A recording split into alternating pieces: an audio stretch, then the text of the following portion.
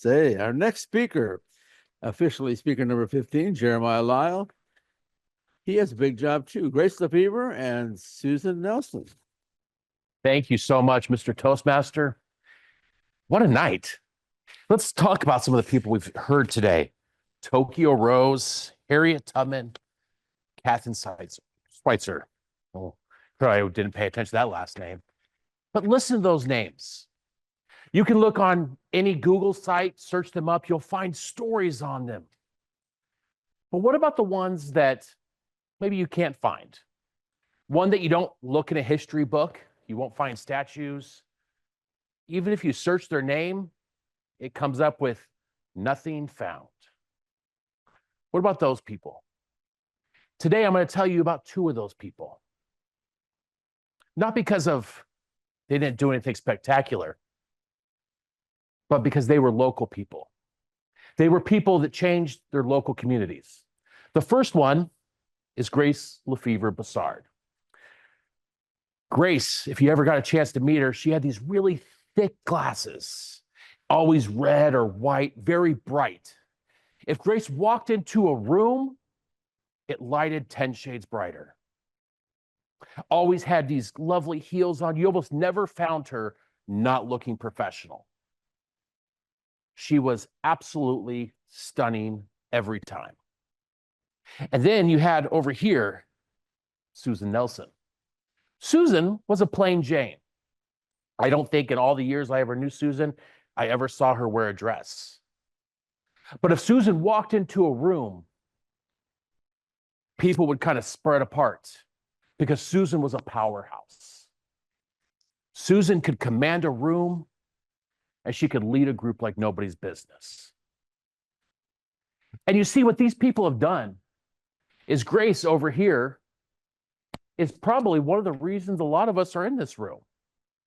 You see, Speakers Bureau was restarted with Grace and his name escapes me now, Tom McCrilly.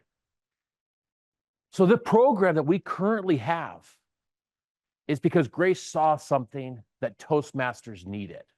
She saw something a little bit more that we needed to elevate. But then you had Susan over here, who she wasn't so much of the speaker, but Susan was the doer. As we enter this time of the year, what time of year is it in Toastmasters land? It's contest season. Our entire COT training program was developed by Susan Nelson. Everything that we still train to this day is the same thing that she put together almost 12 years ago. And that sounds like a lot. It sounds amazing what they've done because they've impacted each of us. But they also did things in their community. Grace, over here, cared for everybody. Anybody here in Redlands? Anybody here live in Redlands? We have a couple of you. There was a gentleman by the name of Charlie. Charlie was homeless. And if you went in Redlands, you would see Charlie. He was always pushing his cart along, and he would sleep on the park bench right there, right by the First Methodist Church. Every year, Grace delivered a Christmas gift to Charlie.